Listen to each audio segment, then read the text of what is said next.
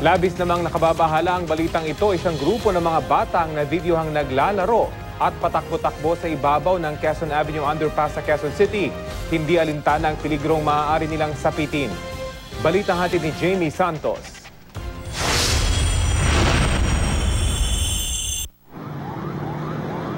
Nabahalang isang concerned citizen sa napiling playground ng isang grupo ng kabataan.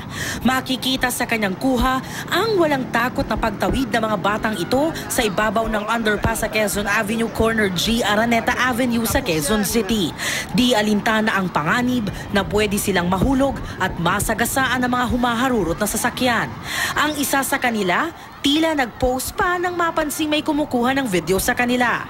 Binalikan namin ng lugar at ayon sa isang tanod na nakausap namin, sakit ng ulo nila ang mga kabataang ito. Tuwing rush hour at malakas ang ulan, saka raw lumalabas ang mga ito. Parang baliwala sa kanila kahit nasawayin mo, hindi rin susunod eh. Oo, hindi natatakot eh. Pero hindi mga nag-rugby yan. Ano lang po, makukulit? Makukulit lang talaga. Maya-maya pa, nakita na namin ang 3 sa 6 na bata na nakuha na ng video. Inamin naman nila na sila ang nasa video. Nasa edad 12 hanggang 14 na taong gulang. Kwento ni Ben at Rico, di nila tunay na pangalan, may tinatakasan daw silang grupo ng kabataan mula sa kabilang barangay. Hinahabol daw sila ng mga ito kaya napilitang tumawid. Bakit ka tumatakbo? Ninanakawan po kami. Ninanakawan kay Nino? Sino yung nagnanakaw? Magsusolving po. Dito lang po kami, sila po yung sumusuko. Nakaramdam naman daw ng takot si Jay, di rin niya tunay na pangalan, nang tawirin niya ang ibabaw ng underpass. Nalulula po ako sa baba. Pero inamin nito na napagalitan siya ng ina nang may magsumbong dito sa kanyang nagawa. Ano sabi sa'yo ni nanay? Huwag ka nang tatawid doon. Kasi daw, Baka mahulog ka. mahulog ka. O tapos, anong ginawa sa'yo ni nanay? Inalo. Isang ginang naman ang lumapit sa amin para alamin kung kasamang kanyang anak sa mga nakuhanan ng video.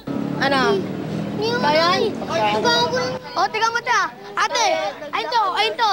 Ayun siya tumatakbo, ayun to. Ayun na siya, ayun. Papunta na siya sa amin. Hindi naman daw laging namomonitor ng barangay Tatalon ang ginagawa ng grupong ito. Di raw kasi abot ng CCTV mula sa tapat na isang fast food chain ng lugar. Ang CCTV naman sa may footbridge, sira rin. Pero aaksyonan daw nila ang bagay na ito para sa kaligtasan ng mga bata. Jamie Santos, GMA News.